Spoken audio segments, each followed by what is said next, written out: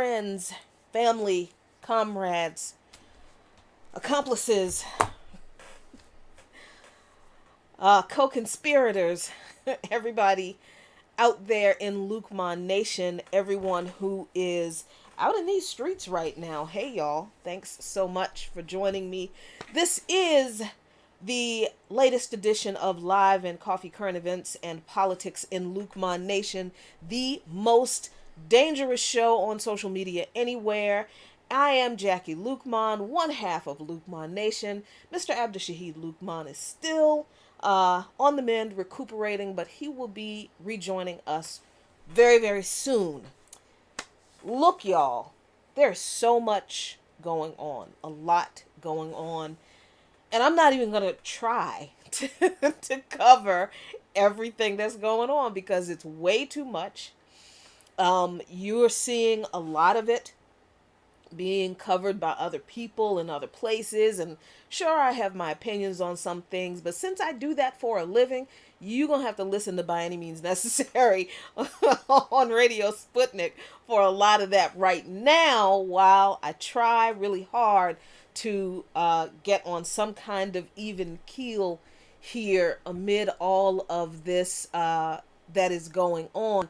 I will say though that one of the reasons that we have been so sporadic in doing our show is because of all the stuff I'm going to talk to you about tonight. I think that the growth of the, and I hate to call it a cottage industry, but it is sort of a little bit, the growth of online commentating has given people a weird kind of expectation or understanding of the people who do this. We don't do this for a living, right? We were really, really fortunate to do this as a hobby, and it translated, into us being able to do this for real at a grown-up job. So that's great. Other people who are able to do this full time as their job, yeah, that's not us. We can't do that. So I want you to keep that in mind as I talk about the stuff I'm going to talk about tonight. But also, I just want you to keep in mind what you ask of people like us, who you do rely on for our analysis of things, to get the lay of the land politically from a very unique perspective from us, from a Pan-Africanist, revolutionary, anti-imperialist, anti-capitalist perspective, and we appreciate that. But we're in a different time now where electoral politics is, yeah, I guess it's still important on a local level. It definitely is, but the conversation is not about the next election as much, and I think that's exactly right. So let me start with this before I get into this. Listen, we really appreciate all of your support through Patreon and the other avenues that you have supported us through. PayPal. A couple of people have supported us through Venmo, and especially with the safety kits that we have been putting together and taking down to the protests, to just make sure that people are they have enough. They're getting food, because you'd be surprised how much energy you burn walking, in a protest for an hour or two. You'd be surprised how many calories walking and shouting and pumping your fist burns, and some additional items for safety, specifically because of the times that we are in and the reason people are out there. So yeah, there are little bottles of milk of magnesia and water, and little bottles of saline for people to be able to rinse out their eyes. And we put together a whole kit that we have taken out to protesters so far. We've done 100 of them. I can't believe that was just I'm actually blown away that we did that many. Yeah. Yeah, that's pretty doggone awesome. But we were only able to do that because of your support. We didn't do it this weekend because neither of us are feeling great. Our middle aged bodies are telling us to sit our behinds down, so that's what we did. But God willing, next weekend we'll be out there again and we are going to put some more kits together. So thank you all so much for your support. Consider becoming a patron for Luqman Nation. If you like what you see and hear from us, your contributions every month go directly to the kinds of things we are doing in these protests, putting together safety kits, printing materials that we're taking to the protest to hand out to people that support organizations that we belong to, that we believe in, that taught us, that filled us with the analysis and the knowledge that we share with you all. So please consider becoming a patron of Luqman Nation on Patreon. You can find us there at patreon.com/Luqman Nation, LuqMannation. I have been doing pretty good in posting a lot of the monologues that I do for By Any Means Necessary on Patreon. And what I do for patrons, a lot of the content is free, so you can share it all over the place. But what I do for patrons is to add quite a bit of additional content to those monologues that I do not read on By Any Means Necessary. So patrons get quite a bit of additional content. They get some behind the scenes videos from us, and they get a weekly live stream, which we are going to resume. It's just been stressful and crazy, y'all. So look, let's get into why it's been so stressful and crazy. And it's not going to be like, oh, it's just, we all see the times we're in. Yeah, that's true. But I don't know if people realize, but black people deal with some kind of racism or experience the effects of white supremacy pretty much almost every day of our lives. I mean, not every single day. We might get a break a couple of days a week if, we stay home and we decide to shop close to home, close to our neighborhoods. But when we go out into the world and we interact with white people, most of us experience some kind of slight, some kind of disrespect, some kind of issue that reminds us that we are black in a white supremacist society. And even if we don't experience those overt incidents, for most of us, where we live is a constant reminder that we are black living in a white supremacist society. They tell us we're middle class. I'm not so sure that's true. I don't think such a thing exists anymore. But we live in a pretty decent neighborhood. I love our neighborhood. It's pretty nice, pretty quiet. I don't say that it's nice because of the size or the value of the homes.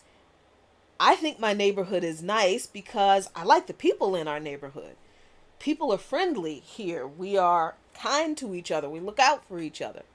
I've watched people's kids grow up. Our dogs hang out together. Well, other people's dogs hang out together. Brewski doesn't hang out with anybody's dog in the neighborhood. And I almost said my previous dog's name, China, my late dog. That's how tired I am right now. But when I go shopping, I'm reminded that I'm black living in a white supremacist society when I see the options that I have around us in our neighborhood. There are not a lot of sit-down restaurants here, as a matter of fact. I don't think there is there's one. There's Alito's Pizza. Not too far from where we live. And that's in Maryland. Now that I think about it, that's across the line in Maryland. Here in Southeast DC? No. I don't know that there are any sit-down restaurants in Ward 8. Well, that's not true. Anacostia, I take it back. Okay, I take that back. One, maybe two. For most people, most white people in this country, they probably lose count of the sit down restaurants they have access to within a short driving distance of where they live. And I'm not saying that all white people have that experience, because certainly poor white people have the same experience too. But can we not hijack the conversation and talk about other folks right now? Can we just talk about us? That's on the list too. I've got a little list here in front of me to keep me on track, because I ain't fitting to be here for longer than an hour talking about all of this stuff that stresses us out. And I just want you to understand that in this moment, in this incredibly historic moment that we are in this country, and it is an incredibly historic moment, we are dealing with all of this at the same time. So, yeah, just by virtue of what is available to me in the neighborhood that I live in, how many poor people live near me? Not to say that we're not poor. We got, like, look, we get $5 over breakfast money. We are not wealthy people. But I'm talking about people who, we have a 50% unemployment rate. And the unemployment rate was 40% for black men, for young black men, before coronavirus hit. The area of the city we live in has the largest concentration of black folks. It's the blackest area of the city. It's the poorest area of the city. So it's not by accident that the majority of the poor black people in Washington, D.C. live in wards 7 and 8. That's not by accident, that's by design. And then when you understand that it's by design, that's redlining, that's segregation, that's Jim Crow, that's gentrification. That's urban planning. That was urban renewal, and urban planning was what gentrification was before we called it gentrification. There was more than one wave of this. This isn't new.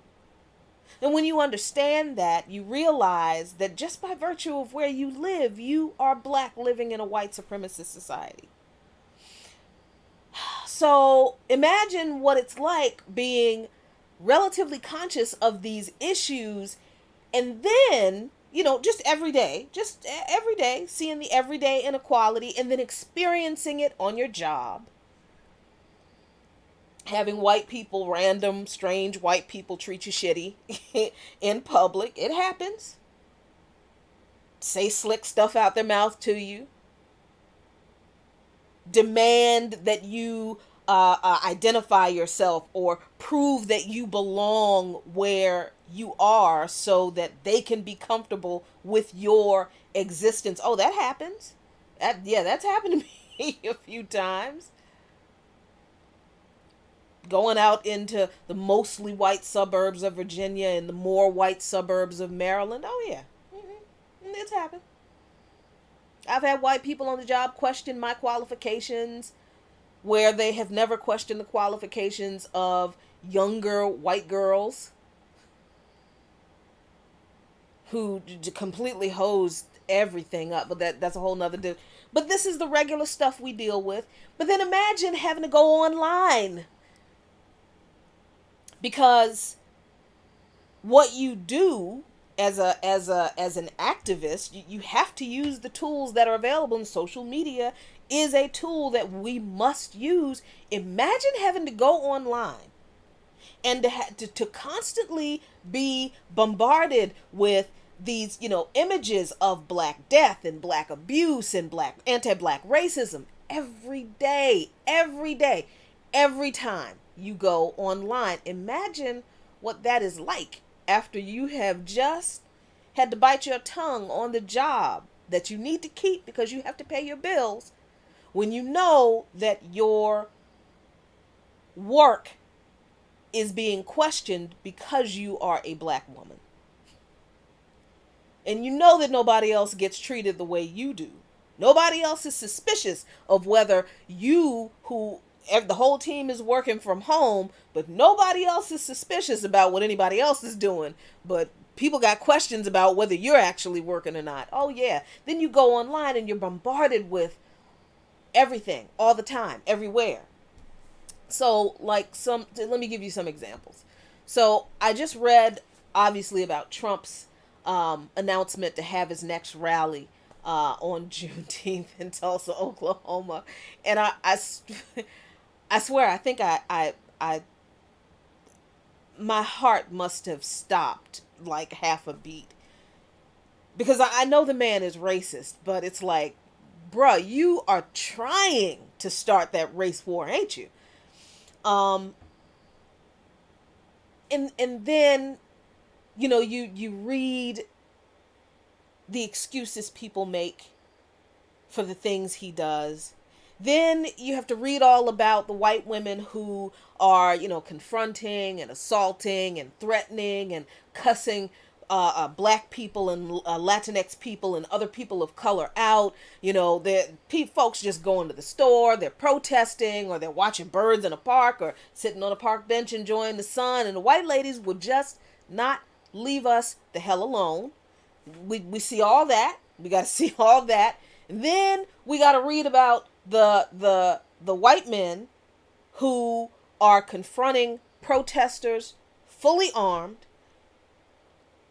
with guns, which, again, I've said before, I don't have a problem with guns, but you're going to show up at a protest where people are demanding justice from racial injustice, from racist police terror, and your response is to show up, protect your neighborhood. This is what they say they're doing. Fully armed with guns, baseball bats, golf clubs, whatever. Talking about they're protecting the neighborhood. None of these people came out protecting black people from getting killed by the cops. None of these people did. None of these people came to any of these city council meetings where black people have been protesting before now. None of these people showed up and said, you know what, this is not the America I want. I want an America where we're all free and equal, and we're all treated with respect and dignity, and we are all given our constitutional rights are respected, to due process and a trial in front of a jury of our peers. And none of these people, none of these Constitution freedom loving people showed up on behalf of black people demanding justice against racist police terror, but they come out fully armed to protect their neighborhood from the people who are demanding justice against racist police terror. So we got to see that. We have to see that. I mean, and this is while we are planning ourselves to participate in these protests. And we're having to carry around this thinking like, is this going to be the day? Is this going to be the day when I'm going to have to face off with some peckerwood with a penis problem who thinks he's a big bad mofo because he can be allowed to walk around and intimidate people with his AR-15? Is this going to be the day when I die for what I believe in? Because I will. It's just a matter of, is this going to be the day? So you're always tense. You're always on edge. You would love to go out and just enjoy yourself. Because, can I just be real? Sometimes a protest isn't always angry. Sometimes, because you've seen some people out in the streets and they're musicians and they're cooking out, and there's not always a place for that, right? It's not what we would do to push an agenda or to influence policy. But damn, we are under so much pressure all the time. Most of your black comrades out in these streets, maybe not so much in Washington, D.C., because I'd love to see them try that shit here. I don't think it would work. But in other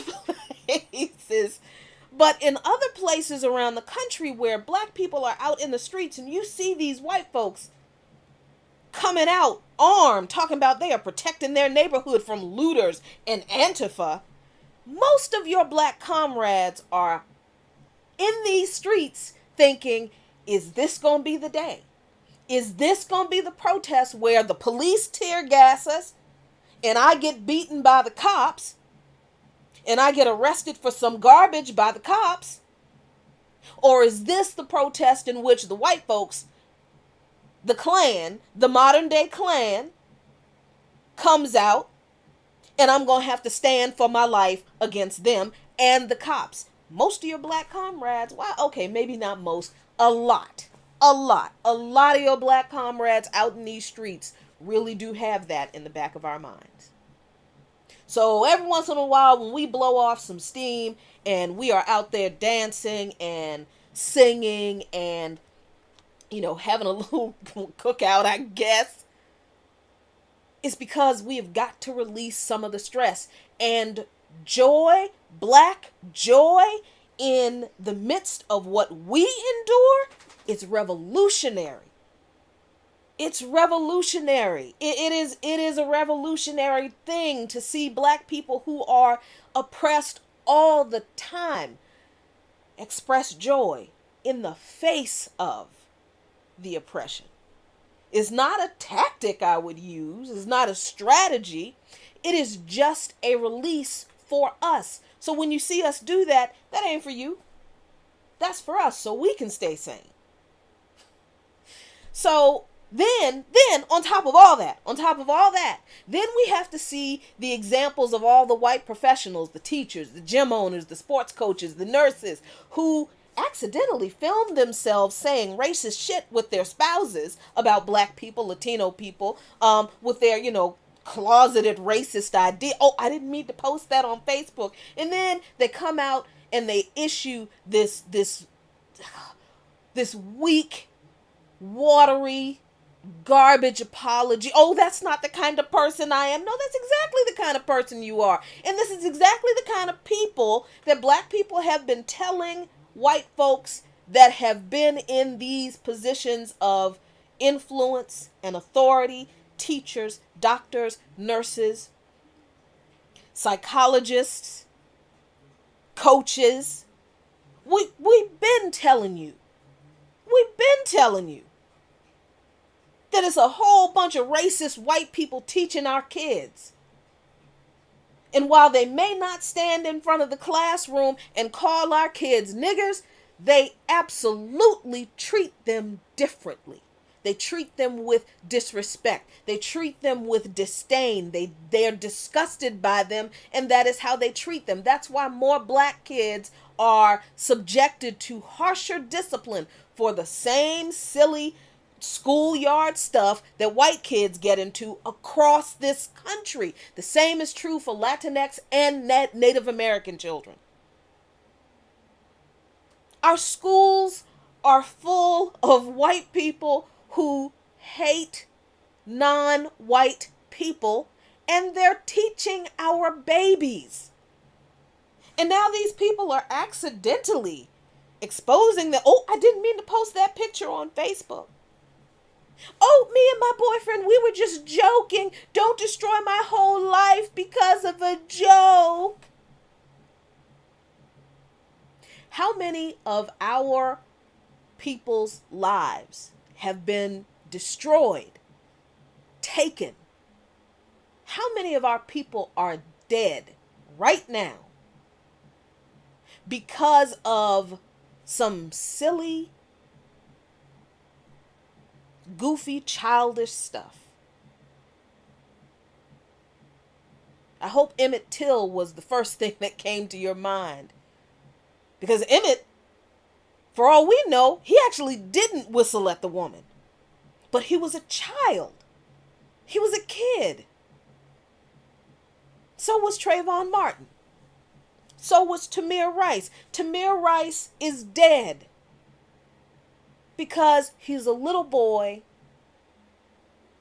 playing in a park, And racist ass cops hate black people that much that they see a little black boy playing in a park as a threat, as an existential threat to their life. We've been told y'all that people like this are in every profession that exists in this country. University professors and deans have no sympathy and understanding for what black people, what black students endure from racist ass white students on predominantly white institutions, campuses.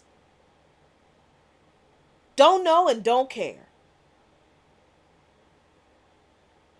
And if you think these people, you think it's bad that these people are in teaching professions and they're in the medical profession, why do you think black people have such poor health outcomes? I mean, do y'all really think we're all just sitting around like all day long eating Popeyes? Just like all day long, everybody sitting, eating cold Popeyes in front of them. Seriously? Do you not really understand that when we go to a doctor and say, I am in pain, at least if the doctor is white, 6 times out of 10, probably more, the doctor doesn't believe what we are saying about the pain we're in. So they underprescribe the medication that we need. They misdiagnose us. They misdiagnose us. They don't refer us for the tests and the treatment that we need to improve our health. And if the doctors and nurses don't and other health professionals don't overtly do that, then the lack of access to quality health care, health insurance does that for us. Because too many of us work jobs and we don't even have health insurance as a benefit. And if we do, we can't afford the decent health insurance that would get us the good preventative care. So we have to take the cheapest level health insurance because that's what we can afford. And that gets us cheaper prescriptions and free doctor's visit every year. Maybe 2 if we're lucky. We can't afford the additional lab work. We can't afford, the mammograms. We can't afford that extra stuff, even though there's a lump in our breast. Our health insurance doesn't cover the mammogram.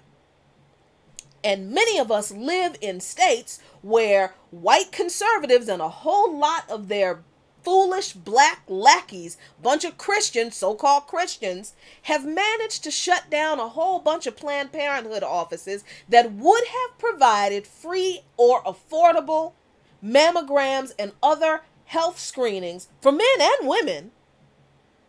But because they so fixated on saving the unborn babies, they're willing to let a whole lot of black women die from breast cancer. They're willing to let a whole lot of black men die from colon cancer that they could have gotten screenings for at a Planned Parenthood.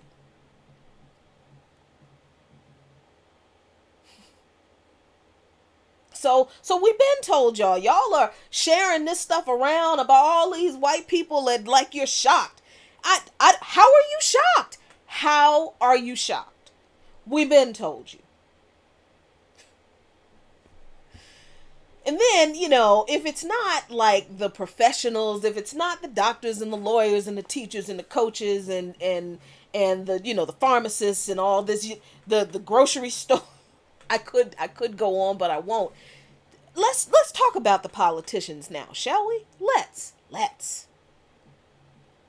Because you got people like the new liberal darling New York Mayor Cuomo, who just said that he supports the statue of the genocidal serial rapist maniac Christopher Columbus staying up as a symbol of Italian Americans' contribution to New York. The fuck?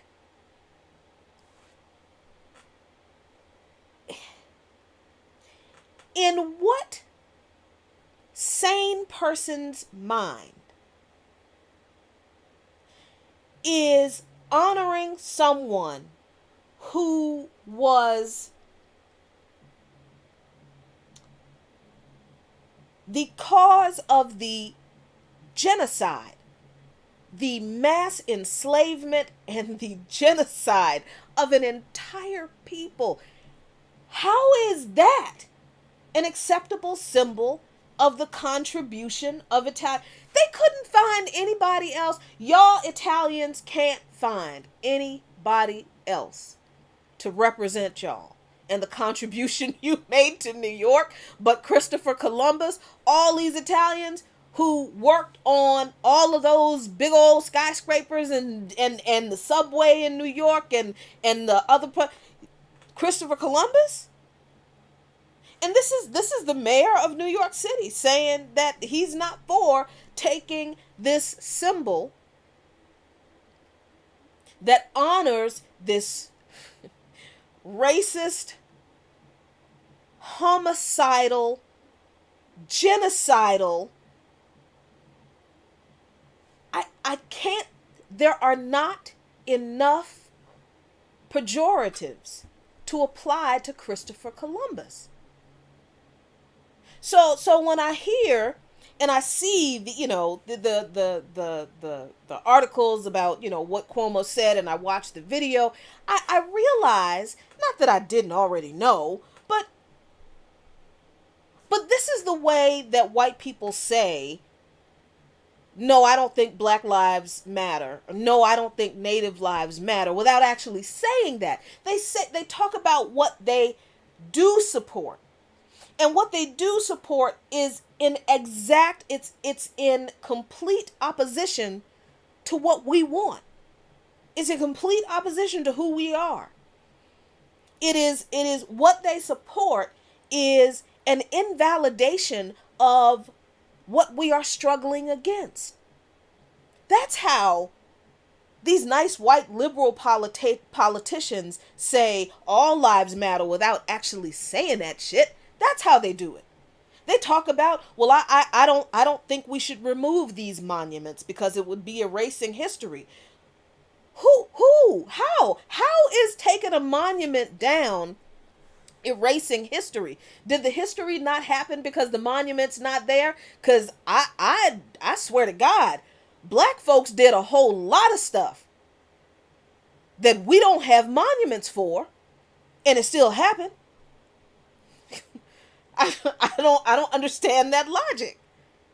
So in my mind, I'm looking at this and I'm reading this and I'm like, oh, this is how they say it. They're never going to come out and say, these politicians like Cuomo, who want to keep their job, who want to keep the nice liberal white people and the clueless liberal Black people voting for them so they can keep their job. These people are never going to come out and say, I don't support Black Lives Matter, all lives matter. They're never going to say that. They say stuff like this. They say that they support keeping up symbols of a people's oppression. They say things like, well, I'm not for defunding the police because we need the police. What is going on with people saying that we don't need the police? As a matter of fact, I think we can improve the police by giving them more money. The same system that is still the same apparatus that is still shooting Black folk in the back right now. You got these people talking about they're going to give them some more money. They don't agree with defunding the police. None of these people had a problem with defunding education. They didn't have a problem with defunding Planned Parenthood. They didn't have a problem with defunding affordable housing. They didn't have a problem with defunding Medicaid, Medicare. They don't care about whether you can afford insurance or not. They didn't have a problem defunding every social safety net program that we need to survive and to thrive, but they don't want to defund the police. We got to deal with that. We got to deal with that. And not only do we have to deal with it, y'all, but we have to actually read it, watch the videos, and disseminate all of this messaging. Because we've got to analyze it. We've got to pick out the contradictions, and we've got to find a way to deliver it to you in a way that you understand it, and on a halfway decent regular basis, which we have not been great at lately, but this is why we're having this conversation, because you need to understand why this is hard. This is hard. And then, with the politicians, I've talked about the Kente Claw stuff. That's just, that was a whole nother level of what the, I think my dad is watching, so I'm going to try not to cuss too much. I think my dad and Abdus's dad are watching, so I'm going to try to sort of kind of behave a little bit. Yes, I'm still a daddy's girl at 53 years old. I'm going to be a daddy's girl till the day I die. Yeah, it's just like, how little respect can you have for us as a people, that not only would the white politicians do that, but that the black politicians would enable it and participate right along with it. So we had to deal with all that. And then, of course, the cops are just exposing who we always said they were, right? I mean, here we are in this pivotal moment where not just around the country, but around the world, people are rising up against the racist police terrorism that black people and Latinos and Native people and trans and queer and poor people have. Yes, absolutely. People around the world are rising up against this system of racist police terrorism. And what are the cops doing? They still killing folk. They still, and listen, we also have to deal with people who use the excuse that, of whatever the person who the cops killed did, they deserved it. Like the latest incident in Atlanta, where a black man had been at a family member's birthday party. I think he said he was at his daughter's birthday party, because there is video of him talking with the cop who shot him before he was murdered. And he was telling the cop, look, because the man was sleeping in his car in in the parking lot at Wendy's.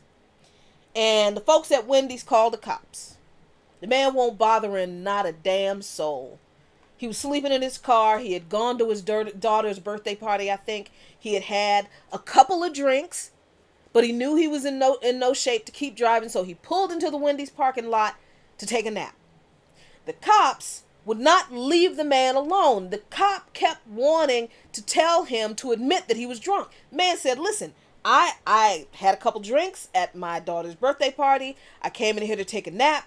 I know I shouldn't keep driving. So he even offered to leave his car there and walk the rest of the way home. But the cop wouldn't let him. The cop would not let him do it. And I don't know what was in that brother's mind. And I don't care. Guess what? I don't care what was in his mind that made him, because I've seen people, well, he shouldn't have grabbed the cop's taser. I don't understand why this cop who had all this training that we pay so much money for, when the man was shown not to have caused a problem for the business, when he wasn't a threat to himself, when he wasn't a threat to anybody else, when the man offered, I will leave my car here, walk home, and I'll come back and get it tomorrow. Why couldn't this cop with all this training just let that man go about his damn business? But he didn't. Because there is nothing that we can do in this country that is ever seen as sufficient to satisfy a police state that exists to criminalize every damn thing we do. So folks are talking about, well, he shouldn't have grabbed the cop's taser. Dylan Roof went to a black church that he didn't belong to with the intention of murdering black people. He sat in that church, he prayed with those people, and then he murdered 8 of them in cold blood. The cops took Dylan Roof alive. Not only did they take him alive, but they took him to Burger King because he was hungry. There was a story about a man and a woman, white man and white woman, who the bones of their children or the bodies of their children were found like buried on their property somewhere. Cops took them alive. They're in custody somewhere. So the police are quite capable. They are very, very capable of not shooting someone to death in order to take them into custody. They are capable of diffusing a situation and deciding when a situation needs to, warrants an arrest, or when they can just, let somebody go on about their life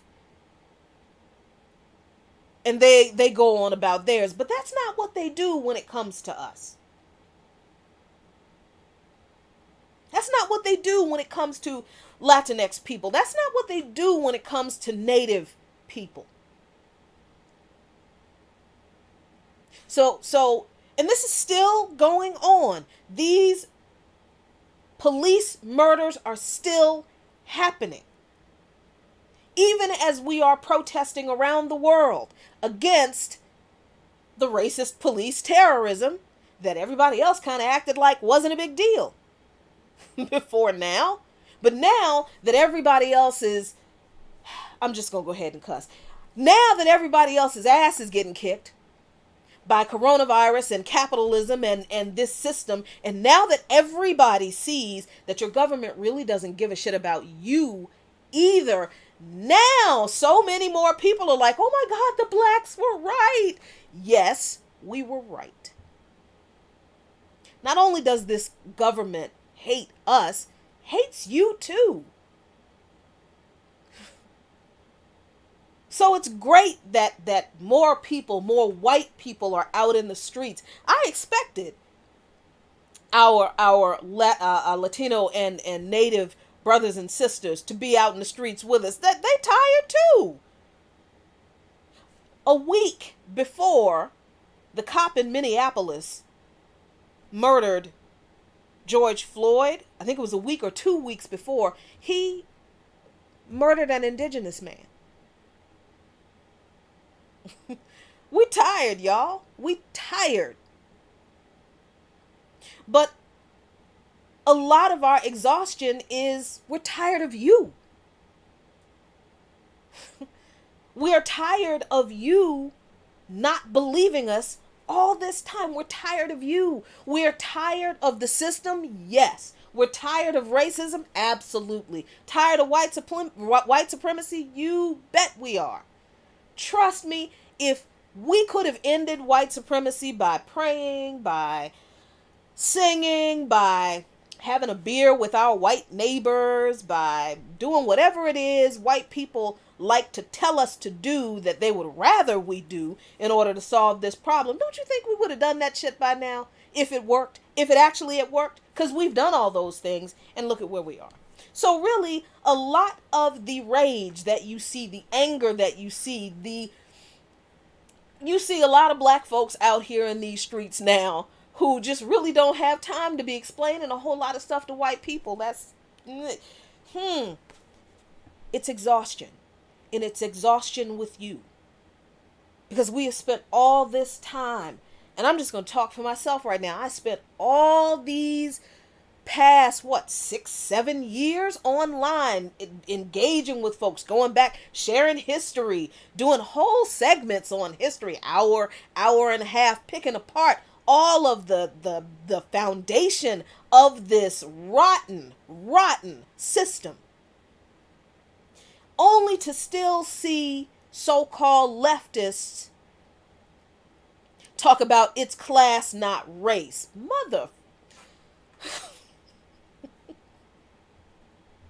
So a lot of us are we're just exhausted with you because you keep supporting politicians, you keep clapping up these politicians that are doing these ridiculous performative things.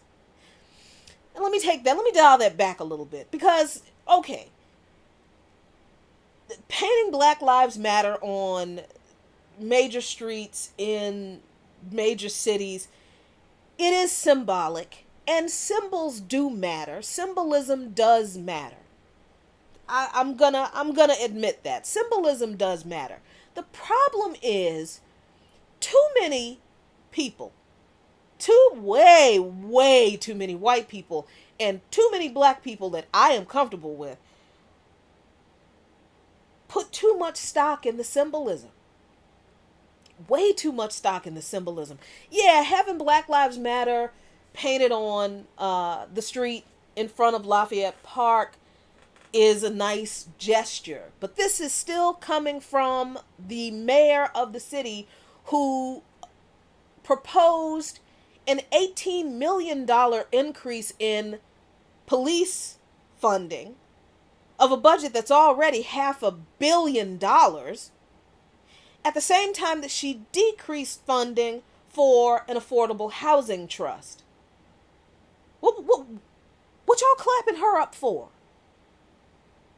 That Black Lives Matter that's painted on the street, that's not gonna house anybody. That's not gonna give anybody a job. That's not gonna increase anybody's wage. That's not gonna provide access to anybody, to access to health care for anybody. Painting Black Lives Matter on the street, it's great optics, but it doesn't do anything toward changing policy that affects the material condition of the lives of the people who are in the streets screaming Black Lives Matter. So what we really have to do is ask these people who are painting Black Lives Matter on the street, well, if Black Lives Matter, what did you do in your policies, in your position to reflect that you think that Black Lives Matter? I mean, because when we look at people like Muriel Bowser, the mayor here in D.C., and Lori Lightfoot in Chicago, and Keisha Lance Bottoms in Atlanta, these people really don't like black people all that much. Not according to their policies. Just by looking at the way they responded to these protests. All of them asked the National Guard to come in and respond to the protests. Black lives didn't matter when you had the National Guard coming in to respond to people in the street chanting Black Lives Matter, but now we expect you to believe that Black Lives Matter because you painted it on the street and you get the hell out of here. Whew. So we got to deal with that. Painting Black Lives Matter on the street is not going to ungentrify any of our neighborhoods that we can't afford to live in no more. And then we have to deal with black folk who are opposed to the whole idea of the Black Lives Matter movement. Now, I understand that there are problems with Black Lives Matter as an organization, I guess. There are some questions about funding and all this kind of stuff. And, what did they go off track from their, revolutionary beginnings? I think those questions are valid. Those are valid, and they definitely need to be interrogated, and they are being interrogated by a lot of people. But then you got black folks, and I'm not even talking to the white people here because I expect white people to do this. I do. But then we have to deal with black people who say things like, well, if Black Lives Matter, then why are we killing each other? Do black lives only matter when a white cop kills a black person? And then people have gotten slick, right? They start bringing up the FBI statistics on FBI crime statistics. And this is where people let me know that they're really quite stupid. They just don't think for themselves, and they just regurgitate a bunch of stuff that they hear other people saying, because thinking for themselves is just too hard, and it probably hurts. First of all, we're talking about the Federal Bureau of Investigation here. It is not an organization that has a history of being fair with black folks, right? So I don't know why we're putting all of our stock in condemning black people in what comes out of the FBI. But second, crime data that the FBI has is based on arrest records, not convictions. All right? So the 5,000 or so people, black people who were arrested for murder in 2018, I think that's the last year that they had the statistics for. I think it's like 6,000 people. Understand now, there are like 40 million of us, give or take 1 or 2 million. There are like 40 some million of us in this country. And maybe 6,000 people, black people, were arrested for murder. Arrested for murder. Not convicted. Because the FBI statistics don't reflect convictions, just arrests. So we have no idea whether these people actually committed the murders. But let's say that they did. Just for the sake of argument, just for shits and giggles, let's say that every single one of those black people who were arrested for murder actually did commit murder and killed another black person. We are talking about 0.04 or 0.05% of the entire population of blackness in this country. I expect white people to exaggerate crime committed by black people and make it the issue as opposed to the systemic racism that they either overtly commit themselves or they covertly benefit from, and they don't want the system to change because they like their benefits. I expect that from white people. It's pissing me off hearing it from black people. Because at this point in the struggle, y'all, we have got to stop accepting everybody's narrative. And we have to start thinking for ourselves. We are sitting here asking black folks, well, if Black Lives Matter, when are we going to stop killing each other? And we're talking about literally 0.05% of the population of black people. That means that 99.95% of the black population doesn't kill people, doesn't commit crime. But we're sitting here asking each other, when are we going to stop killing each other? So we have to deal with that. And for me, I have to try really hard not to engage in those kinds of conversations because they are enraging. Because listen, black people we are in this country, we are the most propagandized people on the planet. Americans are in general. But black people are the most propagandized group of people in this country, probably in the world. Paulo Freire was right when he said in Pedagogy of the Oppressed that the oppressed will always believe the worst about themselves. We don't even realize that we have internalized hatred of ourselves that has been poured on us for centuries by white people, that we're regurgitating it out in response to black people standing up and fighting against white supremacy. It's maddening. And then here comes the celebrities. I mean, just because some black people are rich, it doesn't mean they're smart. I think that's true of most people. That's obviously true of most people. Just because you're rich, it doesn't mean you're smart. And just because you are rich, it doesn't mean that your opinion is more valid than mine. Or someone who is homeless. You being a celebrity, your opinion doesn't hold more weight because you're rich and famous. This is why I never understood the whole Instagram influencer thing. Influencing people to do what? Well, you know what? To buy things. That's what influencers do. Influencers influence people to buy things because that's what people do in a capitalist society. Excuse me. But you got black capitalists out here who are celebrities telling us that we need to boycott and we need to start our own businesses and hug cops and we can't do without the police, and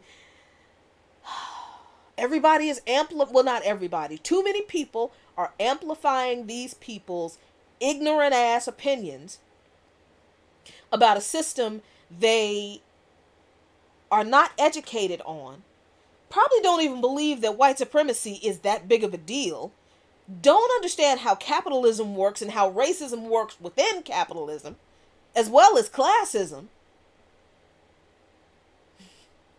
And in all of their opinions about what black people need to do that never has anything to do with confronting the systems and the apparatuses that the system uses to oppress us, they never interrogate one policy that's led to what we're dealing with. But oh my God, stop. Share.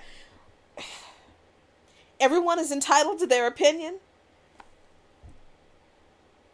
I don't have to agree with you.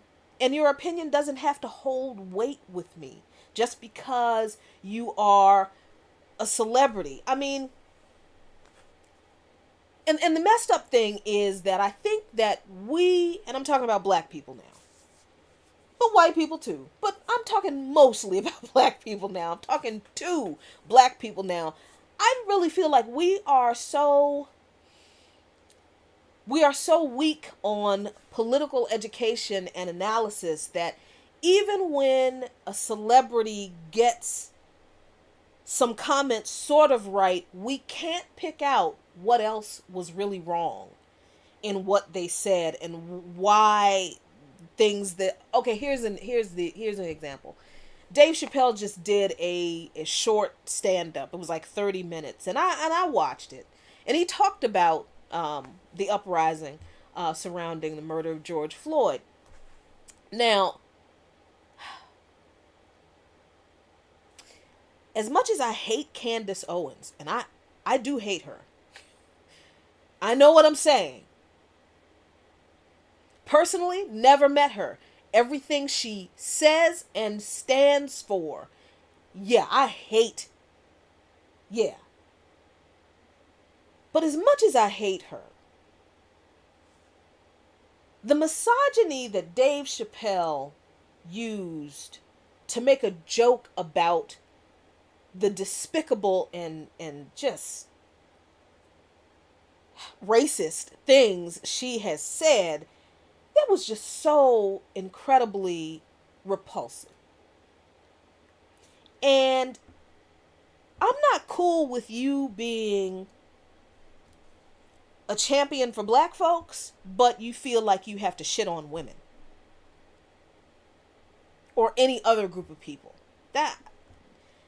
And I'm really bothered that a lot of black people didn't catch that and, really hone in on that.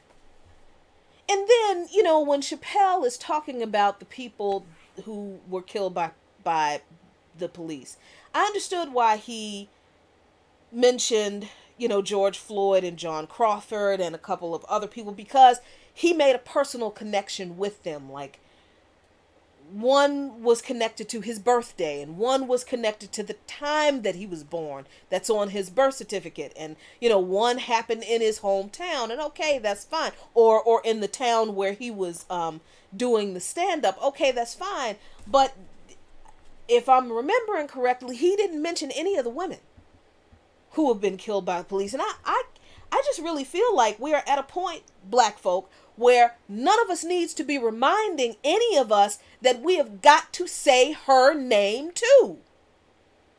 That's just crazy. How so, the one good thing Dave Chappelle said, this was, and I thought this was absolutely brilliant, and I'm glad he said it. because he kind of repudiated the need for people to expect him to say something. He almost kind of proved my point in a weird kind of way, because he said that when Don Lemon was on television saying that all these celebrities need to speak out, blah blah blah, and ultimately Chappelle said that people are out here in the streets speaking for themselves. The streets will speak for themselves. They don't need me to speak for them. And he's right. He's absolutely right, y'all. We are out in these streets every day now for just about, what's it been, a month? What do we need Dave Chappelle to say that we cannot articulate ourselves? What, as much as I might respect a bunch of other celebrities, what do we need them to say that we can't say ourselves, with some clear and concrete analysis of the situation and where we want to go? And that's where we're weak, though. I think that's where we're weak, and I think that's where some of us rely too heavily on celebrities, and that's why we rely too heavily on celebrities, I think, because we may not know what to say. We may not know what the root of the problem is, and maybe we don't know where we want to go, but we need to be politically educated so that we, as Dave Chappelle said, the streets speak for ourselves, and we don't let celebrities speak for us and get the message all wrong. And I'm still mad at Dave Chappelle for endorsing Andrew Yang, of all people. Jesus Christ. All right, so listen. This is everything. This is everything that the Luqmans encounter in this struggle. The first bunch of stuff, the racism that we experience as just individual black people, that's every day. That's all the time. That's that's life, right? And it's not like you get used to it. It's just like, it is what it is. But now you've got this other dynamic going on, and there is all of this. The floodgates are opened. So I can't go online without seeing all this stuff, and I can't look at my friends' posts without seeing how shitty some of your friends are. Oh my God. And it's everything. It takes everything in me not to respond to some of the racist, ignorant, hateful stuff that some of y'all's friends say. But I can't do it. Because I've got all this other stuff that I have to deal with. And I am in no position. I am not in the emotional space. I'm not in the mental space. I'm not in the physical space. I ain't fitting to do it no more. I'm not holding people's hands about their racism. I'm not going to explain to your family members why their racist views are racist. I don't want to see another video about another black person being abused. No, I probably haven't seen that video of this horrible thing that happened, and I don't want to see it now. I'm eventually going to have to watch it or read about it, because I'm going to have to report on it at some point. No, I'm not going to share a chain call to boycott or blackout or blood.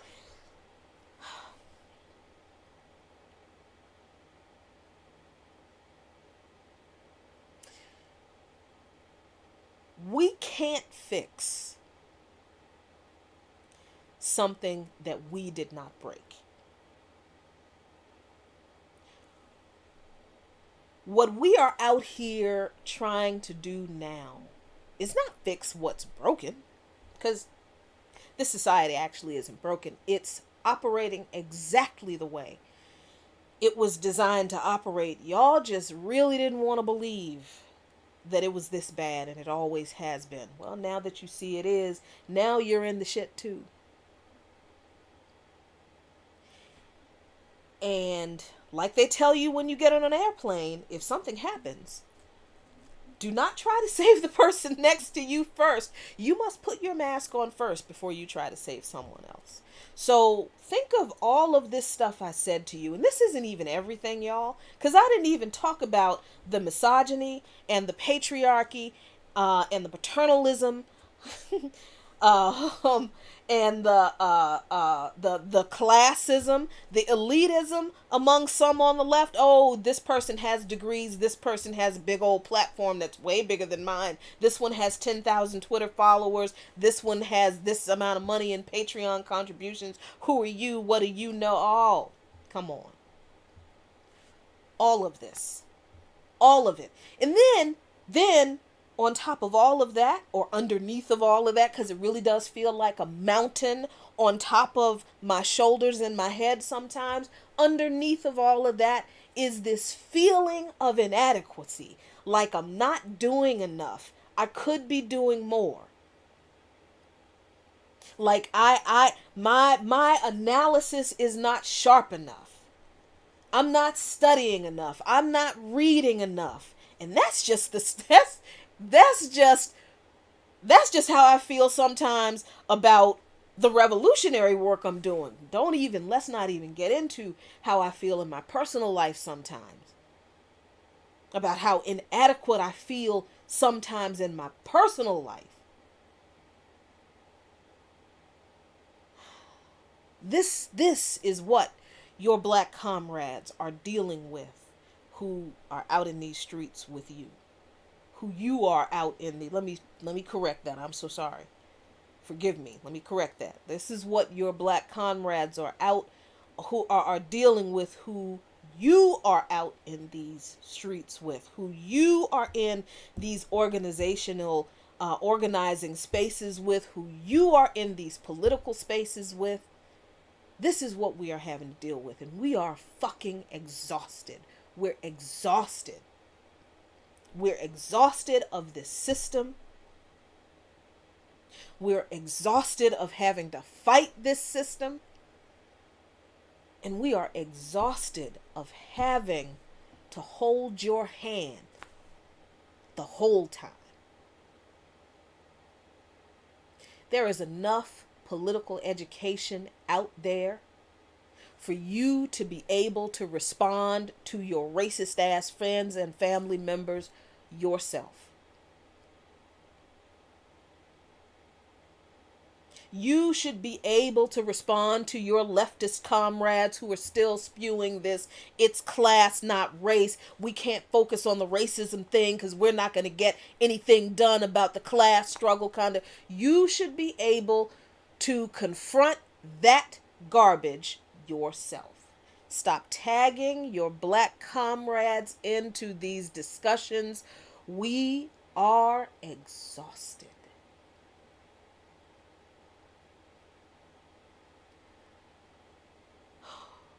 We have to save our own lives right now. We are putting on our own mask. Deal with yours. And if we do that, perhaps we will all get out of this plane crash together, alive, and with a better society than the one that is crumbling under its own weight right now. So, friends, family, and comrades, accomplices, if I hurt anybody's feelings, if anybody felt like this was directed toward them, I don't know what to tell you. I'm not going to tell you anything. Actually, I don't care how you feel.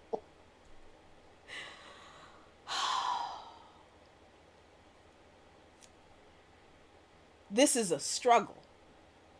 We are in a struggle, and the struggle is going to intensify.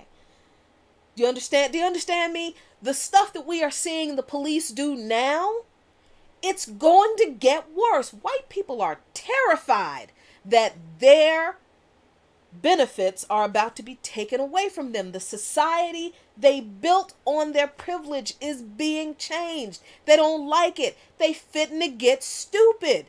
We don't have any more time to hold your hand through this. We link arms.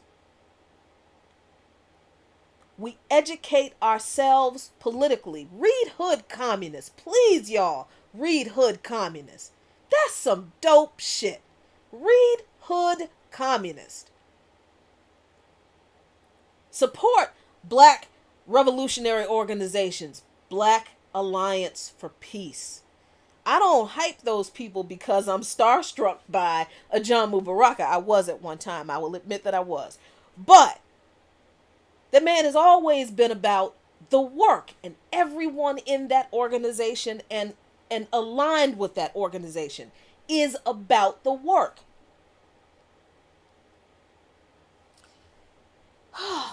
So okay, anyway. That's it. That's what it's like for us in this moment, as we're also dealing with health issues that we don't even talk about in public because we've got to keep ourselves healthy to stay in the struggle.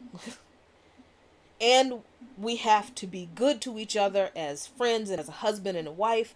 And it's hard to put each other first when everything is a crisis and is so urgent. Because I really don't believe that